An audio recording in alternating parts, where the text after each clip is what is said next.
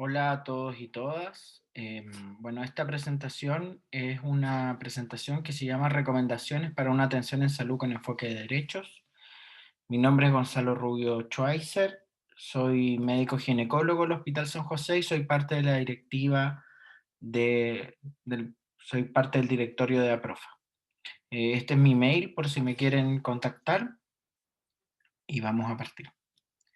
Bueno, lo primero es que cómo se define la salud sexual. La salud sexual, según la Organización Mundial de la Salud, es un estado de bienestar físico, emocional, mental y social relacionado con la sexualidad y no es meramente la ausencia de enfermedad o disfunción o debilidad. Ya se parece mucho al concepto de salud que tiene la Organización Mundial de la Salud, pero además hace el hincapié en que requiere un acercamiento positivo, respetuoso hacia la sexualidad y las relaciones sexuales, así como a la posibilidad de obtener placer y experiencias sexuales seguras, libres de coerción, discriminación y violencia. ¿Ya? Han existido diferentes conferencias mundiales que han incorporado la temática o la idea de salud sexual o derecho sexual y reproductivo y venían trabajando desde antes de los años 90, pero se consagraron y de alguna manera se incorporaron en la Conferencia sobre Población y Desarrollo del Cairo de 1994 y en conjunto con otras se hicieron también parte de la Conferencia de Beijing de 1995, que es la cuarta conferencia mundial sobre salud de la mujer. Y se incorporaron y de ahí, desde ese momento, se empiezan a hablar de derechos sexuales y reproductivos en el sistema internacional de salud o sistema internacional también de derechos humanos. Y los derechos reproductivos se basan en el conocimiento del derecho básico de todas las parejas e individuos a decidir libre y responsablemente el número y espaciamiento de los hijos, el intervalo entre estos, a disponer de la información y los medios para ello y el derecho a alcanzar el más alto nivel de salud sexual y reproductiva. Esta es la Declaración del Cairo de 1994 y incluye el derecho a adoptar decisiones relativas a la reproducción sin sufrir discriminación, coacciones o violencia de conformidad con lo establecido en los documentos de derechos humanos. O sea, incluye el trabajo en salud con la vinculación en derechos humanos, con el marco teórico que se había trabajado desde antes. Y desde de Beijing empiezan a haber conferencias regionales que empiezan a trabajar la temática de derechos sexuales y reproductivos y particularmente una temática que nos atañe mucho a quienes trabajamos en salud, que es el trabajo con las mujeres particularmente. Y existe la Convención Regional para las Américas, que se llama la Convención Interamericana para prevenir, sancionar y erradicar la violencia contra la mujer, o llamada la Convención de Belén do Pará. Acá les voy a dar algunos artículos para que veamos cómo de alguna manera el derecho internacional empieza a trabajar en esta temática y empieza a hablar de que está muy vinculado el tema de la salud sexual y reproductiva al trabajo para prevenir, sancionar y erradicar la violencia contra las mujeres. Y después viene la declaración de Yogyakarta, que incluye a las disidencias sexuales. ¿Ya? Em, parte esta convención hablando en su primer artículo que para los efectos de esta convención debe entenderse por violencia contra la mujer cualquier acción o conducta basada en su género que cause muerte, daño, sufrimiento físico, sexual o psicológico a la mujer, tanto en el ámbito público como en el privado, ¿ya? Y se entenderá que la violencia contra la mujer incluye la violencia física, sexual y psicológica. Tenga lugar dentro de la familia o en la unidad doméstica, en la cual en cualquier otra relación interpersonal, ya sea que el agresor comparta o no haya compartido el mismo domicilio que la mujer, y que comprenda, entre otros, violación, maltrato y abuso sexual. Que tenga lugar en la comunidad y sea perpetuada por cualquier persona y comprende, entre otros, la violación, el abuso sexual, la tortura, la trata de personas, prostitución forzada, secuestro y acoso sexual en el lugar de trabajo, así como instituciones educativas, establecimientos de salud, cualquier otro lugar, y que además sea perpetuada o tolerada por el Estado o sus agentes donde quiera que esto ocurra. ¿Ya? Acá les voy a adelantar el artículo 5 que me pareció importante trabajar, que toda mujer podrá ejercer libre y plenamente sus derechos civiles y políticos y económicos, sociales y culturales, y contará con la total protección de esos derechos consagrados en los instrumentos regionales e internacionales sobre derechos humanos. Los estados partes, donde Chile es parte de esto, reconocen que la violencia contra la mujer impide y anula el ejercicio de estos derechos. Y en el artículo 6, el derecho de toda mujer a una vida libre de violencia incluye, entre otros, el derecho a ser libre de toda forma de discriminación y el derecho de la mujer a ser valorada y educada libre de patrones estereotipados de comportamiento y prácticas sociales y culturales basadas en conceptos de inferioridad o subordinación. ¿De qué hablamos cuando hablamos de derechos sexuales y reproductivos en la atención de salud? Es que de alguna manera lo que entendemos es quienes trabajamos o quienes somos funcionarios o funcionarias de la salud, tenemos de alguna manera, ya sea por la sociedad o por una parte inherente de nuestro trabajo, una relación de autoridad ante la comunidad o una situación que nos pone en una situación de privilegio, donde de alguna manera nosotros podemos dañar o pasar a llevar los derechos sexuales y reproductivos. Y tenemos que entender que de alguna manera nosotros somos los garantes y somos la expresión del Estado, sobre todo en las oficinas públicas, donde el Estado se hace parte, se hace carne del trabajo en salud sexual y reproductiva con las mujeres. Si nosotros no cumplimos estos parámetros, lo que estamos haciendo son violentar y violar los derechos de esas personas, ¿ya? Y aquí hay una pequeña imagen o caricatura donde hay probablemente una médica, ¿ya? Que les dice, les pone trabas de alguna manera a las mujeres, a un adolescente, por ejemplo, le dice que no puede recibir anticonceptivos si no viene eh, con su madre, a una mujer indígena probablemente se anda con sus hijos, que no la va a atender, o por su aspecto físico, o la rubia, probablemente la rubia que ahí le genera un estereotipo como hipersexualizado, y le dice no, que probablemente ella no, quizás al estereotipo de mujer que ella considera que debería ser la que accede a los servicios de salud sexual y reproductiva.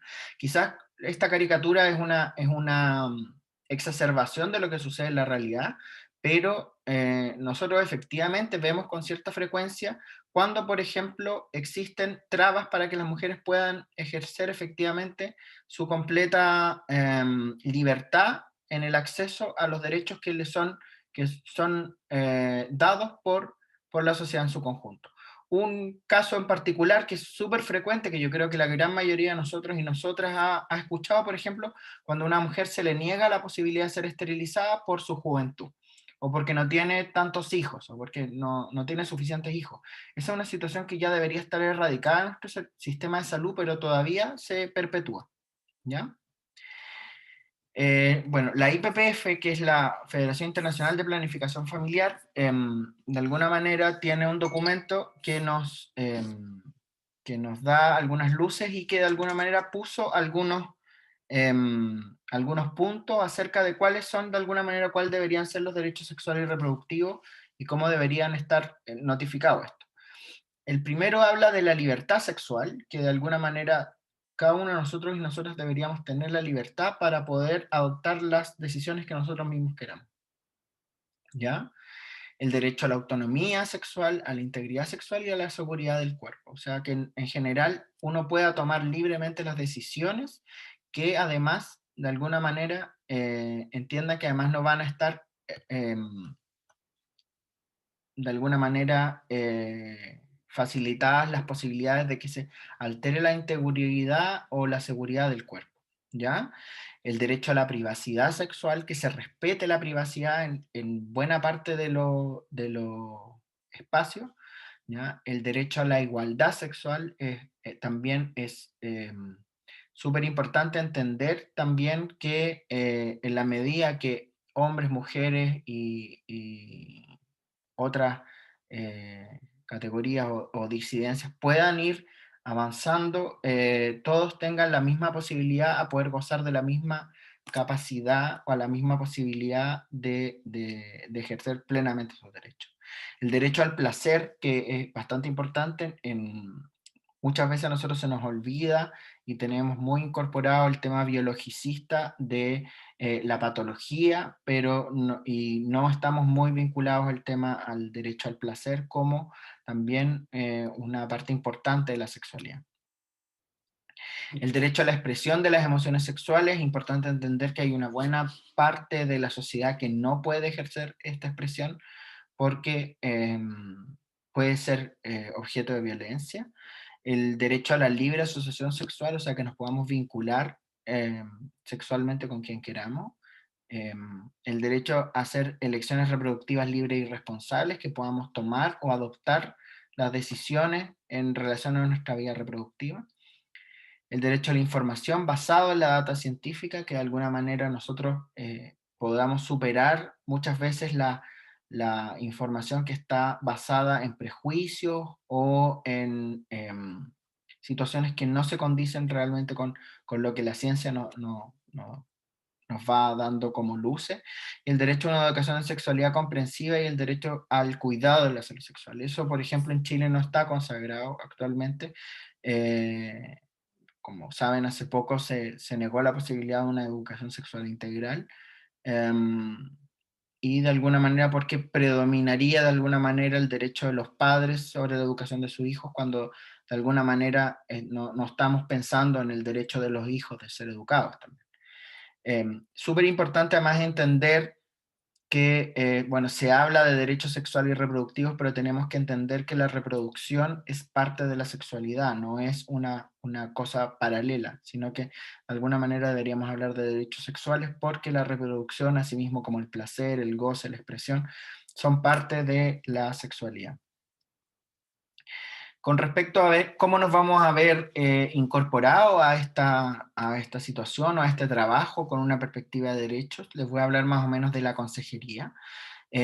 Cuando nosotros trabajamos con personas sobre el ámbito de la sexualidad, es súper importante tener en claro que nosotros, más que ejercer una acción de salud que vaya dirigida a nosotros decirles lo que las personas deben hacer, nosotros lo que deberíamos tratar de pensar siempre es que estamos haciendo una consejería, que de alguna manera estamos ayudando para que esa persona pueda tomar la mejor decisión en relación con su libertad y autonomía, ¿ya? Y podamos ayudarla a tomar la mejor decisión sin que eso signifique que nosotros podamos coaptar su libertad. Bueno, y la consejería ¿qué es la consejería? Un proceso de comunicación interpersonal, ya es una situación que se da entre personas, que establece que el prestador o prestadora de la salud y la usuaria para apoyar la toma de decisiones sobre las necesidades que en ese momento la determinen. Es súper importante que además las decisiones no se basen en las necesidades o de alguna manera que tenga el proveedor o la proveedora de salud, sino que respondan a la necesidad que tiene el usuario o usuaria. La consejería no es dar consejos, ¿ya? Eso es súper importante porque no es que nosotros la gente tome las decisiones por los consejos que nosotros la vamos a ver inducidos, sino que su función es crear las condiciones para que la usuaria pueda tomar sus decisiones libres e informadas de acuerdo con las convicciones y así ejerza sus derechos humanos. Lo que estamos hablando acá es de ejercer derechos humanos, ¿ya? ¿Qué características tiene que tener esta consejería? Lo primero es que tiene que haber discreción, ¿ya? O sea, generalmente los temas que se discuten o que se conversan en relación a una consulta de salud sexual y reproductiva tienen que de alguna manera ser discretas, tener entendido además que uno no puede estar difundiendo ni divulgando lo que está hablando, porque eso atañe también y puede alterar la situación y la privacidad de la gente.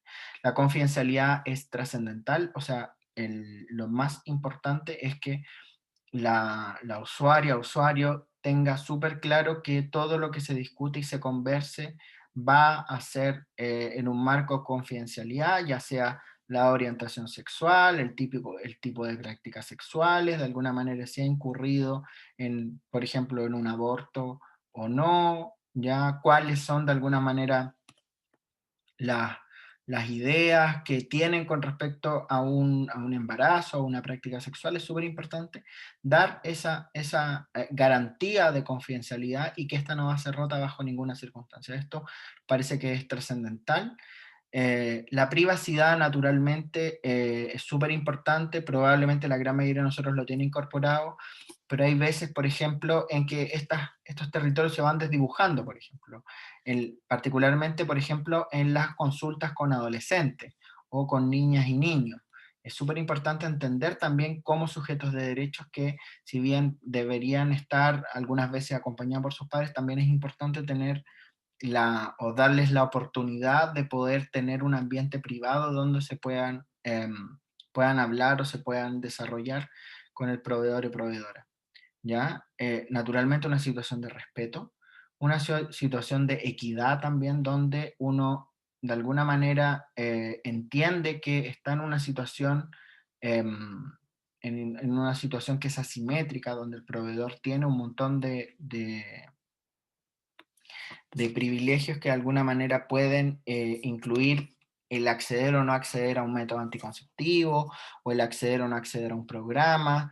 Por eso es súper importante dar a entender que hay una situación que tiene que ser, ojalá, equitativa y no con una idea de jerarquía de una persona que da órdenes y la otra persona que las adopta. Tratar de ser objetivo. Yo sé que esto a veces es muy complejo, pero tratar de dar la mayor cantidad de hacer una consejería y hacer eh, una atención, ojalá lo más objetiva posible, tratar de evitar los prejuicios, una neutralidad, darse cuenta y evitar de alguna manera expresar o de alguna manera determinar que hay determinado tipo de situaciones que puedan ser buenas o malas, tal vez probablemente para esa persona no lo sean, y es importante dar a entender de alguna manera que uno podría eventualmente explicar que hay situaciones más o menos riesgosas, pero no necesariamente que haya situaciones buenas o malas. Es importante dar esa posibilidad de neutralidad y naturalmente la libertad que debería tener la persona para poder acceder. ¿Ya? Es súper importante en esta consejería no retrasar o inducir la decisión de una mujer con respecto a cualquier situación de sus necesidades, ya sea por el acceso a algún método anticonceptivo, por de alguna manera alguna práctica sexual que le parezca, o el acceso a un aborto en condiciones de riesgo o no. O sea, es súper importante que estas sean parte de esta discusión. Eh, ¿Cuáles son las características del consejero o consejera? Ojalá tener una mentalidad abierta, con empatía y sin prejuicios. Yo creo que es súper importante entender que, independiente que nosotros nos consideremos muy empáticos, y no tenemos, probablemente vamos a tener de alguna manera prejuicios o vamos a tener actitudes que de alguna manera no nos van a dar conformidad con algunas cosas. Entender eso es súper importante para poder dar una buena consejería, y de alguna manera también lo que se llama de elaborar o conversar esta situación con otros consejeros o consejeras para tratar de trabajar esto en el trabajo cotidiano. Brindar la misma atención y el mismo respeto a cada una de las pacientes, independiente de los comportamientos y decisiones de la mujer en relación con su salud sexual y reproductiva. Es súper importante quienes trabajamos en derecho sexual y reproductivo entender que, por ejemplo, siempre existe una supremacía sobre la maternidad, por ejemplo, y, no es que la maternidad en sí misma signifique menos, sino que de alguna manera hay que entender que, tal como yo le doy la atención o tiempo a una mujer que está en proceso de gestación, o una persona que está en una situación de aborto, o que está en una situación de prevención de un embarazo no deseado, una consulta, una consejería por salud sexual o climaterio, todas las personas merecen el mismo respeto y la misma atención, ¿ya? Eso es súper importante. Distinguir entre los propios valores y actitudes respetando los del usuario, aun cuando difieran, es súper interesante e importante también entender que no necesariamente los valores o las premisas que yo tengo van a ser mejores o van a tener una situación superior a las de la usuaria. Es súper importante, es la pertinencia cultural, por ejemplo, en esas situaciones. Particularmente me parece, por ejemplo, en personas, por ejemplo, que, no sé, personas en situación de migración, indígenas, pueblos originarios, afrodescendientes. Es importante entender también que la cultura occidental tiene determinado tipo de premisas que las considera como superiores y no necesariamente lo son. Entonces es importante entender que esos valores no necesariamente son diferentes. Pueden de alguna manera hacerle más o menos sentido a cada uno o una de nosotros, pero es súper importante entender y respetar los valores de los usuarios. Respetar los sentimientos y percepciones y las decisiones de cada usuario. No, de alguna manera existe mucho la alternativa de disminuir algunos sentimientos o considerar que en verdad son menos importantes. La verdad es que es súper importante y eso es una cosa que se va dando también con la práctica, dándose cuenta cuáles son los miedos, las percepciones y lo más importante es que la usuaria ojalá sienta que está tomando la decisión adecuada para la necesidad que ella tiene. ¿Ya? ¿Cómo vamos a hacer una labor eficaz en el consejero? Bueno, lo primero es establecer una buena comunicación y diálogo con el usuario, ¿ya? Y para eso vamos a escuchar, vamos a usar nuestros sentidos. El primero, observar cuál es la actitud que tiene con respecto a la consulta. Tal vez puede tener una conducta temerosa, tal vez puede tener una una idea más bien desafiante. Es importante tratar de no estar tampoco nosotros a la defensiva, sino que tener una comunicación que sea ojalá lo más horizontal posible. Escuchar mucho, creo que una de las grandes cosas que se quejan las usuarias, sea de sus proveedores, sean médicos, sean matronas, sean enfermeras o enfermeros, es a veces que no lo escuchamos lo suficiente. Creo que es súper importante dar la instancia además para escuchar. Y entender que no necesariamente porque nosotros nos sintamos muy abiertos para escuchar, tal vez en una primera consulta no se sientan con la confianza suficiente como para contarnos alguna situación. Tal vez podemos dar la alternativa de que si hay alguna duda o pregunta nos la pueden hacer en una segunda o tercera consulta. Y también es importante hacer preguntas relevantes con respecto a situaciones que veamos que pueden estar en conflicto, el cómo se siente con respecto a una situación, qué miedos tiene. Hay veces que hay mucho prejuicio y también tiene que ver con que la gente también, nosotros mismos, hacemos mucho eco de las cosas que nos dice nuestro entorno. Entonces es importante, por ejemplo, entender a quién se está escuchando y con quién de alguna manera, cuáles son esas ideas que están en la mente de las personas, porque no es que sean inválidas, sino que de alguna manera uno puede ayudar a que esas situaciones sean aclaradas con respecto a los términos de salud sexual. ¿Ya? Bueno, y en conclusión, si queremos dar una atención en salud con enfoque de derechos, creo que es súper importante. Lo primero es darnos cuenta e interiorizar que tenemos que entender al otro o a otra como un sujeto, sujeta de derecho. ¿Ya? Más que existe mucho la discusión si las personas deberíamos llamarla paciente, usuarios, usuaria. Hay discusiones con respecto a eso.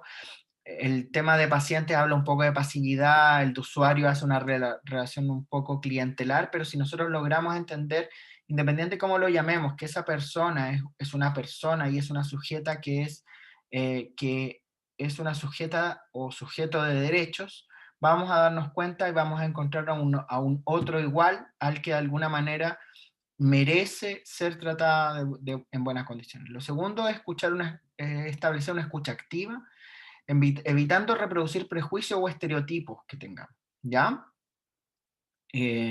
Dar tiempo para que la gente hable, tal vez hablar menos y escuchar más, creo que podría ser una buena alternativa, una buena idea. No presuponer situaciones, ¿ya? Particularmente pasa mucho con el tema de la heterosexualidad, no asumir que todas las personas son heterosexuales, eh, o necesariamente una persona por verse de determinado tipo de manera puede o no serlo, por muy feminizado o masculinizado que sea una persona, no necesariamente también significa que sea homosexual o no. Por lo tanto, creo que es súper importante no presuponer situaciones y dar y preguntar, ¿ya? Con respecto a la vida sexual activa, también es importante entender, por ejemplo, que las personas, por ejemplo, de la tercera edad pueden tener una vida sexual activa. La gran mayoría de nosotros se nos hace ver el prejuicio de como que la gente de la tercera edad tenga una vida sexual menos activa o no tenga vida sexual, o por ejemplo pensar a veces que hay un adolescente o una persona joven que sea una persona que tenga una vida sexual muy prolífica, quizás una persona asexual y no necesita, por ejemplo, algún método anticonceptivo o algún tipo de consejería. Y es súper importante ver cómo le resuena eso en su vida cotidiana, cómo de alguna manera eso tiene una correlación con su propia forma de ser, ¿ya? Establecer consentimiento en acciones es importante con respecto a que esto no significa que tengamos que hacer consentimiento informado y firmar por cada proceso, pero de alguna manera, por ejemplo, preguntarle a una persona si necesito de alguna manera examinarla, si me permite examinarla, pedirle permiso para poder examinarla o examinarlo, y darle a entender que de alguna manera el decir que no también puede ser una opción, ¿ya? El dar la oportunidad para que se ejerza el consentimiento en las acciones que nosotros vamos tomando, ¿ya? Y lo quinto sería orientar en opciones en contraposición con imposición de normas, ¿ya? Creo que es súper importante, más que decir, tú tienes que hacer esto, tienes que hacer aquello, o yo te voy a decir lo que tienes que hacer y con esto vas a andar bien, es darle la alternativa o dar dos o tres opciones para que la persona las pueda tomar con la mayor libertad posible y dar a entender que no porque elija una opción tal vez la que nosotros consideramos que es la mejor significa que esté mal. Dar la libertad para que la gente pueda tomar esas opciones, creo que es lo que son claves para que podamos tener una atención basada en derechos y de alguna manera garanticemos que los derechos sexuales y reproductivos se puedan ejercer de manera libre, autónoma, libre de discriminación y libre de cualquier tipo de prejuicio. Bueno, eso les quiero agradecer en nombre de APROFA que nos hayan incluido. Para cualquier pregunta está mi correo en la presentación, se las voy a enviar también. Y eso, un abrazo.